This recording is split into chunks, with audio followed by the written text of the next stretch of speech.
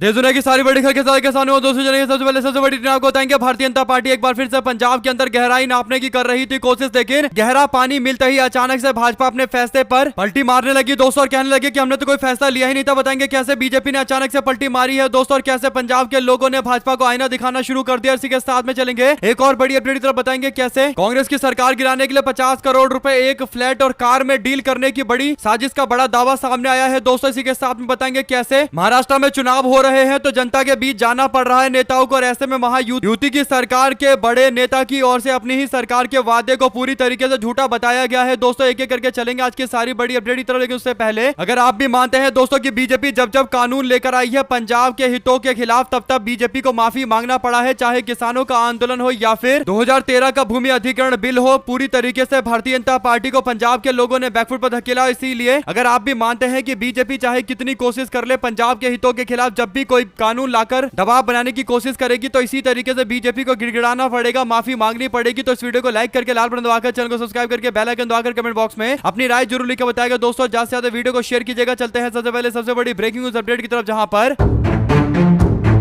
लोकसभा और राज्यसभा में 21 नवंबर को एक बुलेटिन जारी किया जाता है दोस्तों। दोनों सदनों के द्वारा जो बुलेटिन जारी किया गया है, इसमें कहा गया कि सरकार 1 दिसंबर 2025 से शुरू होने वाले संसद के शीतकालीन सत्र में 131वां संशोधन संविधान संशोधन विधेयक लेकर आएगी, यानी संविधान में संशोधन किया जाएगा दोस्तों। जो 130वां संशोधन आया था, जिसमें मुख्यमंत्रियों को और मंत्रियों को या प्रधानमंत्री को अगर 30 दिन तक लगातार जेल में रखा जाता है तो पोस्ट से इस्तीफा देना पड़ेगा। इस मामले को लेकर जेपीसी में लगातार चर्चा चल रही है दोस्तों, यानी पार्लियामेंट की कमेटी में डिस्कशन चल रहा है। लेकिन अब बीजेपी की सरकार 131वां संशोधन बिल लेकर आने वाली है दोस्तों। इस बिल के अनुसार भारतीय जनता पार्टी पंजाब की राज्य सरकार के अंतर्गत कंट्रोल में आने वाले पंजाब के राज्यपाल के माध्यम से क्षेत्र चंडीगढ़ को अलग करने की कोशिश कर रही थी दोस्तों, यानी पंजाब राज्य सरकार के पास जो पावर चंडीगढ़ को लेकर था उसे कम करने की एक बड़ी तैयारी चल रही थी। इस मामले को लेकर जोरदार तरीके का विरोध शुरू हो गया। आपको बता दें कि बीजेपी की सरकार भारत के संविधान के आर्टिकल 240 में बदलाव करने को लेकर तैयारी कर चुकी थी दोस्तों। बीजेपी की सरकार की ओर से कहा गया कि वो संविधान के 240 नंबर के अनुच्छेद का संशोधन करेंगे दोस्तों, यानी इस अनुच्छेद के अंतर्गत पंजाब की राज्य सरकार पंजाब के गवर्नर के माध्यम से चंडीगढ़ को कंट्रोल करते हैं दोस्तों, यानी चंडीगढ़ एक केंद्र शासित प्रदेश है। यहाँ का जो प्रशासक होता है, लेफ्टिनेंट गवर्नर होता है, वो पंजाब का ही राज्यपाल होता है, यानी पंजाब के राज्यपाल को अतिरिक्त जिम्मेदारी चंडीगढ़ के उप राज्यपाल के तौर पर दी जाती है दोस्तों। और हमेशा राज्यपाल राज्य सरकार के कहने पर ही फैसला लेते हैं। तो कह सकते हैं कि पंजाब में कोई भी सरकार जो बनेगी वही चंडीगढ़ को चलाएगा दोस्तों, क्योंकि उनके पास गवर्नर को लेकर भी कंट्रोल रहेगा। लेकिन अब जो संशोधन लेकर आया गया था उसमें कहीं ना कहीं पंजाब की राज्य सरकार और पंजाब के पावर को कम करने की कोशिश की गई दोस्तों। इसका पुरजोर तरीके से विरोध शुरू हो गया। जैसे ये खबर सामने आती है कि भाजपा सरकार शीतकालीन सत्र के दौरान इस तरीके का कानून लेकर आ रही है दोस्तों, तो इस पर चंडीगढ़ के अंदर 240 आर्टिकल के संशोधन पर जोरदार विरोध हुआ। मुख्यमंत्री भगवंत मान ने इसे पंजाब के साथ अन्याय करार दे दिया, और कांग्रेस पार्टी के अध्यक्ष राजा वड़िंग ने चेतावनी देते हुए कह दिया कि चंडीगढ़ को अगर पंजाब से अलग करने की कोशिश की गई, छीनने की कोशिश की गई तो फिर गंभीर परिणाम भुगतने पड़ेंगे। इसके बाद शिरोमणि अकाली दल के प्रमुख सुखबीर बादल ने इसे पंजाब के अधिकारों पर हमला करार देते हुए बीजेपी को निशाने पर लिया दोस्तों। आम आदमी पार्टी के सांसद विक्रमजीत सिंह साहनी ने इस घटना पर सभी पंजाब के सांसदों से गृह मंत्री से मिलने की अपील की दोस्तों, और अरविंद केजरीवाल ने भी कथित प्रस्ताव पर कड़ी प्रतिक्रिया जाते हुए केंद्र सरकार की मंशा को लेकर सवाल खड़ा किया है दोस्तों। आपको बता दें कि जैसे ही सोशल मीडिया के माध्यम से हर जगह से जबरदस्त तरीके का विरोध शुरू हो गया, वैसे ही भाजपा सरकार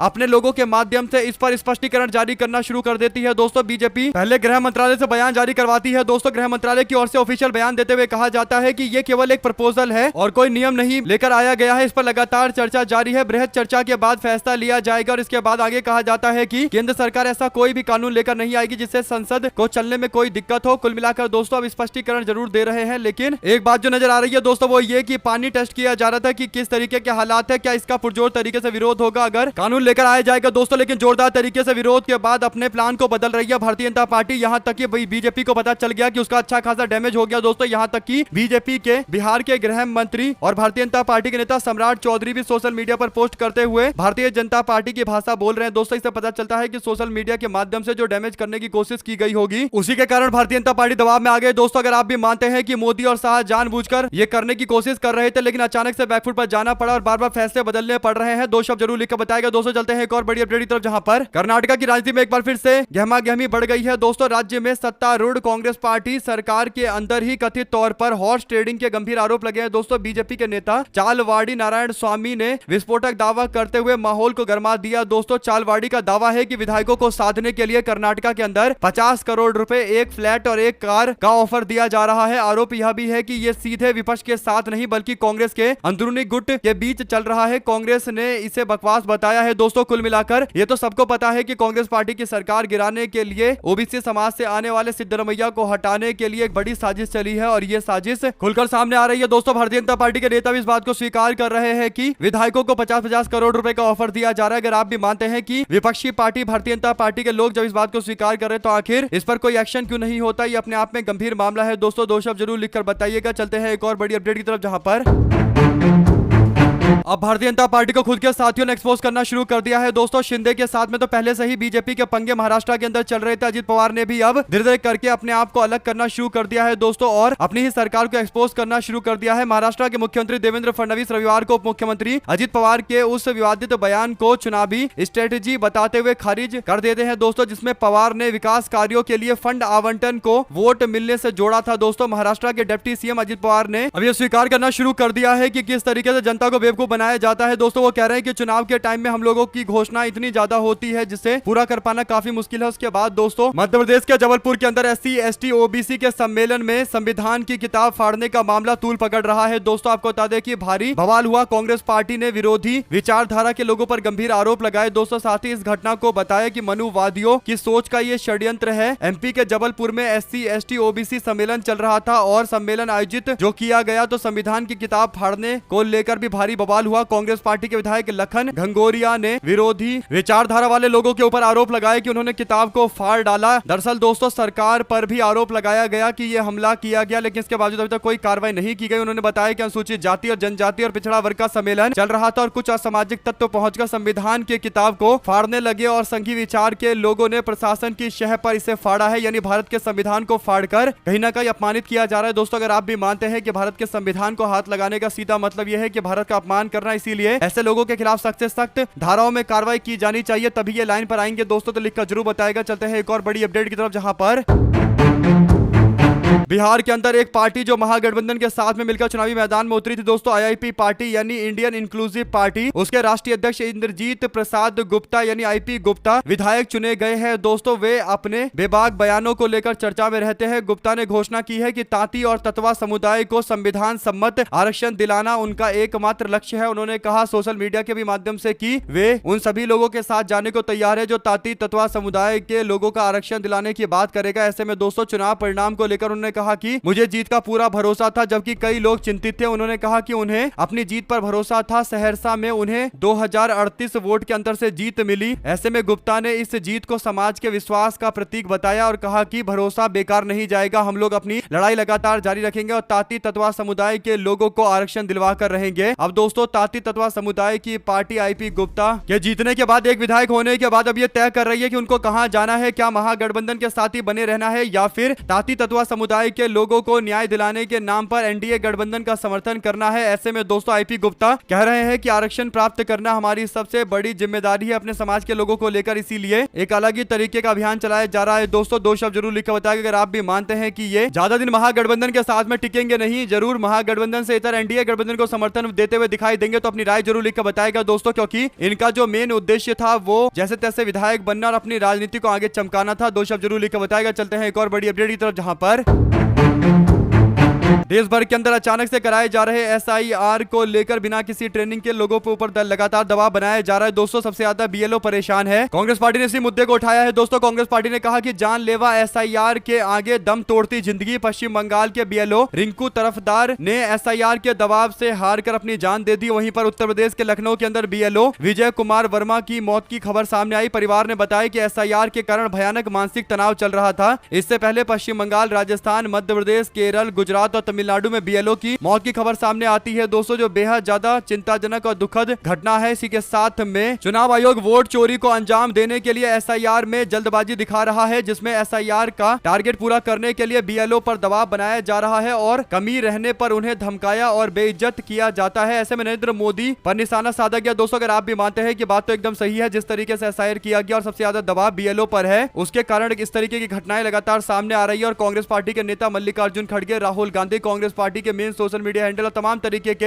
अलग अलग प्लेटफॉर्म से केवल बीएलओ का मुद्दा उठाया जा रहा है। दोस्तों अगर आप भी मानते हैं कि देश के अंदर बिना तैयारी के कुछ भी नहीं करना चाहिए, नोटबंदी के अंदर भी कई लोगों की जान चली गई क्योंकि तैयारी नहीं थी मोदी सरकार की, और उसके बाद नोटबंदी से हासिल क्या हुआ ये बताने के लिए आज तक बीजेपी वालों के मुंह से एक शब्द नहीं निकलता दोस्तों, क्योंकि जो आम इंसान है वो तो सवाल पूछ रहे हैं कि आखिर नोटबंदी करने से फायदा क्या मिला, क्या करना चाहते थे नरेंद्र मोदी इतने लोगों को परेशान करके, इतने लोगों के घर को परेशानी में डालकर जीवन दूभर करने से क्या मिला नरेंद्र मोदी को। दोस्तों इस पर कोई जवाब नहीं है, दो शब्द जरूर लिखकर बताइएगा। चलते हैं एक और बड़ी अपडेट की तरफ दोस्तों, जहां पर कांग्रेस पार्टी के नेता राहुल गांधी ने लगभग 3 महीने पहले कहा था कि बेंगलुरु के महादेवपुरा विधानसभा सीट में वोट चोरी हुई है। अब इस मामले को लेकर कांग्रेस पार्टी के कार्यकर्ताओं ने शिकायत दर्ज करवाई है दोस्तों। इसमें कहा गया कि 2024 के लोकसभा चुनाव से ठीक पहले इस क्षेत्र की वोटर लिस्ट में गलत तरीके से कई नाम जोड़े गए। गांधी ने दावा किया कि महादेवपुरा की वोटर लिस्ट में 1 लाख नाम अवैध रूप से जोड़े गए थे। कांग्रेस कार्यकर्ता वाई विनोदा ने 19 नवंबर को वाइटल फील्ड पुलिस में शिकायत दर्ज कराई और आश्वासन दिया गया है कि जल्द सख्त कार्रवाई की जाएगी। दोस्तों दो शब्द जरूर लिखकर बताया गया इस तरीके की बयानबाजी करने वालों के बारे में, और कहीं ना कहीं सच्चाई बताया गया है दोस्तों, जिसे स्वीकार करने को तैयार नहीं है चुनाव आयोग, लेकिन हकीकत भी यही है। अब शिकायत दर्ज करवाई गई है, देखते हैं आगे क्या एक्शन कुछ होता भी है या नहीं होता, या फिर मामले को फिर से दबाने की कोशिश की जाएगी। साथ साथ राजस्थान में संगठन सृजन अभियान के तहत घोषित किए गए 45 नए जिला अध्यक्षों को लेकर प्रदेश कांग्रेस कमेटी के अध्यक्ष गोविंद सिंह डोटासरा ने एक महत्वपूर्ण बयान दिया है दोस्तों। कांग्रेस पार्टी के वॉर रूम में नवनियुक्त जिला अध्यक्षों से मुलाकात के बाद उन्होंने कहा कि चयन प्रक्रिया पूरी पारदर्शिता के साथ में की गई है और योग्यताओं के आधार पर जिला अध्यक्षों को जिम्मेदारी दी गई है। डोटासरा ने बताया कि सभी जिला अध्यक्षों ने जल्द ही दिल्ली रवाना होना है, जहां पर प्रशिक्षण शिविर आयोजित होगा और राष्ट्रीय अध्यक्ष मल्लिकार्जुन खड़गे, राहुल गांधी जैसे कई सारे वरिष्ठ नेता इसमें सीधा संवाद करेंगे। इसके बाद राजस्थान में भी 7 दिन का प्रशिक्षण शिविर आयोजित किया जाएगा, जिसमें संगठनात्मक संरक्षण और कार्यकारिणी गठन के साथ साथ जिला इकाई को मजबूत करने का विस्तृत मार्गदर्शन किया जाएगा। आप लोग इस पूरे मामले पर क्या राय देना चाहते हैं दोस्तों, लिखकर जरूर बताएगा और ज्यादा से ज्यादा वीडियो को शेयर कीजिएगा। चलते हैं एक और बड़ी खबर की तरफ, जहां पर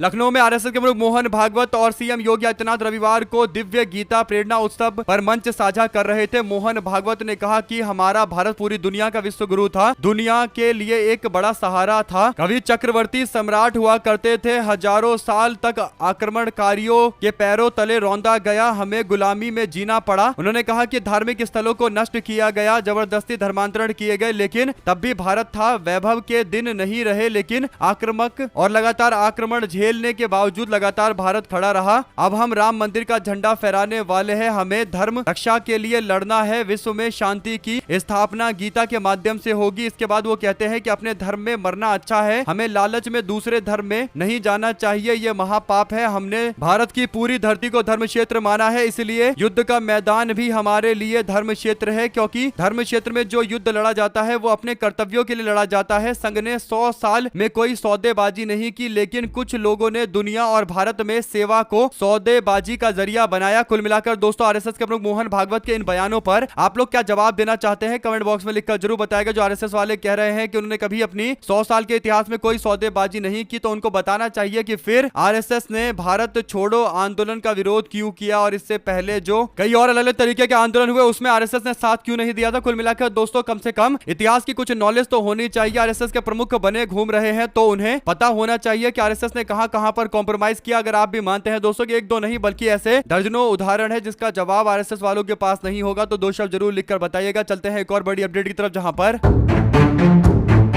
असम के अंदर लोकल पार्टी के कई सारे बड़े नेता कांग्रेस पार्टी की ओर रुख कर रहे हैं। दोस्तों सबको पता है कि कांग्रेस पार्टी ही असम में परिवर्तन ला सकती है, इसीलिए असम की लोकल पार्टी असम गण परिषद के महासचिव कमलकांत कलिता पार्टी में कांग्रेस पार्टी में शामिल हो गए। दोस्तों असम में बीजेपी और एजीपी के नेता लगातार एक नया विकल्प देख रहे हैं। उनको लग रहा है कि भारतीय जनता पार्टी में रहकर तो कोई विकास कार्य हुए नहीं, केवल हेमंत बिस्वा शर्मा हवाबाई बातें करते रहे, और अब जब असम में परिवर्तन का टाइम आ गया है तो पूरी तरीके से कांग्रेस पार्टी के पक्ष में धारा बदलती हुई दिखाई दे रही है। दोस्तों अगर स्थानीय पार्टियां समझ रही है कि कांग्रेस पार्टी का स्टैंड अच्छा है, कांग्रेस पार्टी की स्थिति अच्छी है और इसीलिए पलटी मार रहे हैं, तो कहीं ना कहीं एक तरीके से मैसेजिंग हो रही है। ग्राउंड स्तर से रिपोर्टें मिलनी शुरू हो गई है कि असम के अंदर कांग्रेस पार्टी के नेता अच्छा प्रचार करें, जिससे जनता के बीच में एक मैसेज है दोस्तों, और इसीलिए स्थानीय स्तर के नेता भी कांग्रेस पार्टी का रुख कर रहे हैं। दो शब्द जरूर लिखकर बताएगा और ज्यादा से ज्यादा वीडियो को शेयर कीजिएगा। दोस्तों चलते हैं एक और बिग न्यूज अपडेट की तरफ, जहां पर बंगाल में चल रहे एसआईआर के प्रोसेस को लेकर मीडिया वाले जब सवाल करने के लिए बीजेपी के नेताओं के पास पहुंचे तो उनको जो जवाब मिला है हावड़ा के अंदर काफी दिलचस्प है। दोस्तों चुनाव आयोग के द्वारा कराए जा रहे बंगाल के एसआईआर पर बीजेपी के नेता ही कहते हैं कि उनके क्षेत्र से तकरीबन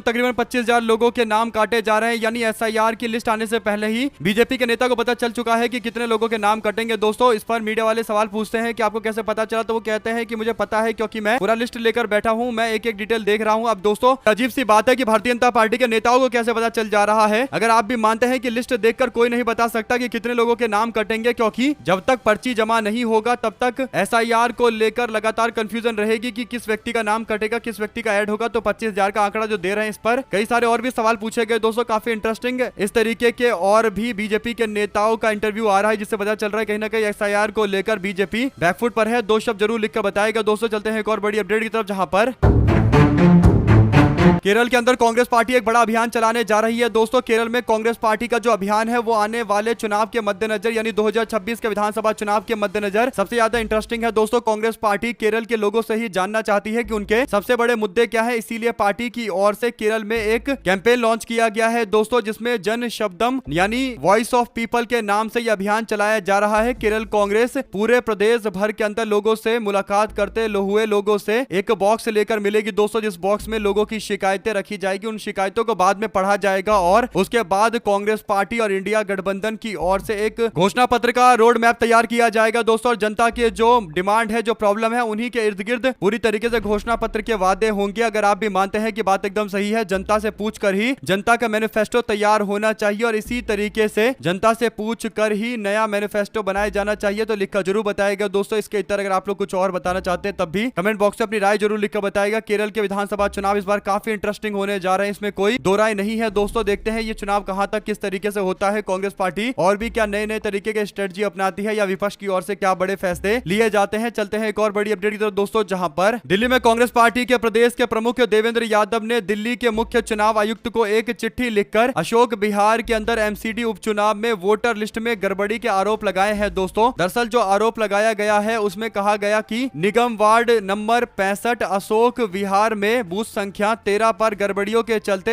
एक ही व्यक्ति की फोटो 90 मतदाताओं की फोटो की जगह पर पाया गया है, यानी मतदाता सूची के अंदर एक ही फोटो हर जगह दिखाई दे रही है, जो एक गड़बड़ी की ओर संकेत देते हैं। अगर आप भी मानते हैं दोस्तों कि दिल्ली जैसे शहर के अंदर वोटर लिस्ट तैयार करने के बाद अगर किसी वोटर का चेहरा नहीं है तो ये काफी दुर्भाग्यपूर्ण स्थिति है। आप लोग इस पूरे मामले पर अपनी क्या राय रखना चाहते हैं दोस्तों, लिखकर जरूर बताएगा और ज्यादा से ज्यादा वीडियो को शेयर कीजिएगा। दोस्तों चलते हैं एक और बिग न्यूज अपडेट की तरफ, जहां पर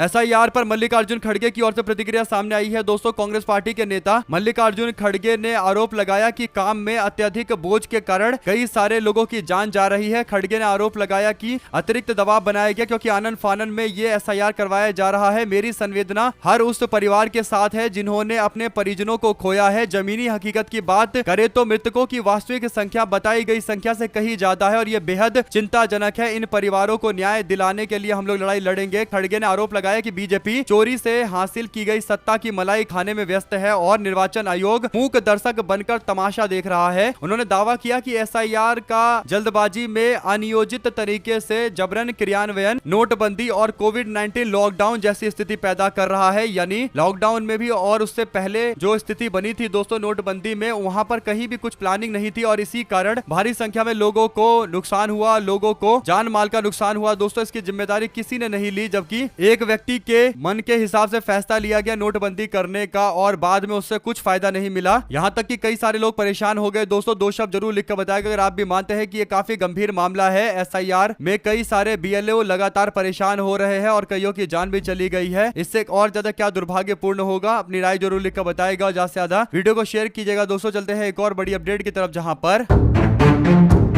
तमिलनाडु में अपनी नई नई पार्टी बना रहे टीवीके पार्टी के नेता थालापति विजय सीधा सुप्रीम कोर्ट का दरवाजा खटखटाने के लिए पहुंचे हैं। एसआईआर को लेकर देश भर के अंदर विरोध जारी है दोस्तों। ऐसे में एसआईआर के विरोध में अब एक और पार्टी का नाम जुड़ गया है। अभिनेता विजय की पार्टी तमिल का वेट्री कगजम यानी टीवीके तमिलनाडु में चुनाव के विशेष गहन संशोधन को सुप्रीम कोर्ट में चुनौती दे रही है दोस्तों। सुप्रीम कोर्ट के सामने वकील उतारे गए हैं और टीवीके पार्टी के वकील बड़े हाई प्रोफाइल वकील होंगे, इसमें कोई दो राय नहीं है दोस्तों। तमिलनाडु के विधानसभा चुनाव को लेकर टीवीके पार्टी एक अलग ही तरीके की तैयारी कर रही है। वो लोग चाहते हैं कि हर मुद्दे पर लड़ाई लड़ी जाए और दिल्ली के चाहे मुद्दे हो या तमिलनाडु के, लेकिन हर जगह उनको नंबर 2 बनकर उभरते हुए दिखाई देना है, क्योंकि उन्हें पता है कि अगर बाद में चुनाव के तरीके को देखे तो उनके लिए स्थिति और ज्यादा भयावह होगी, मुश्किल होगी, क्योंकि एक विधायक की जवाबदेही होती है कि वो अपने क्षेत्र में रहे। ऐसे में दोस्तों अगर आप भी मानते हैं कि भारतीय जनता पार्टी जो किसी व्यक्ति का किसी महिला के नाम के आधार पर टिकट बांट रही है और बीजेपी के अन्य कार्यकर्ताओं को इग्नोर किया जा रहा है, इसका उदाहरण बिहार के अलीनगर में ही देखा गया था, तो कहीं ना कहीं इससे पार्टी में असंतोष की स्थिति तो पैदा होगी ही, क्योंकि पार्टी के कार्यकर्ताओं को लगेगा कि उनके साथ एकदम धोखा किया जा रहा है। आप लोग क्या कहना चाहते हैं दोस्तों, लिखकर जरूर बताएगा। चलते हैं एक और बड़ी अपडेट की तरफ, जहां पर एक बार फिर से बिहार के सीमांचल में 5 सीटें जीतने वाले असदुद्दीन ओवैसी ने पार्टी के कार्यकर्ताओं से बिहार में जाकर मुलाकात की दोस्तों। इस दौरान उन्होंने साफ तौर पर कह दिया कि वो एनडीए गठबंधन का समर्थन करने को तैयार है, लेकिन शर्त यह है कि सीमांचल का विकास किया जाए। अगर सीमांचल का विकास नीतीश की सरकार करेगी तो वो नीतीश को समर्थन देने को तैयार है। हालांकि विकास किसको बोला जाता है इसकी कोई परिभाषा नहीं होती दोस्तों। आप लोग क्या कहना चाहते हैं लिखकर जरूर बताएगा और ज्यादा से ज्यादा वीडियो को शेयर कीजिएगा अगर आप भी मानते हैं कि ये एकदम ऐसी स्थिति बन गई है कि असदुद्दीन ओवैसी सीमांचल का विकास तो खुद नहीं करवा पाएंगे, क्योंकि उनके पास 5 ही विधायक है। तो अब ऑफर दे रहे हैं नीतीश कुमार को, देखते हैं नीतीश कुमार इस ऑफर को स्वीकार करेंगे या नहीं करेंगे। हमारे साथ लगातार जुड़े रहेंगे सभी दोस्तों, भाइयों, बहनों, मित्रों का बहुत बहुत धन्यवाद। आप लोग देख रहे थे आपका अपना चैनल जय हिंद जय भारत। ज्यादा से ज्यादा वीडियो को शेयर कीजिएगा दोस्तों। बहुत धन्यवाद।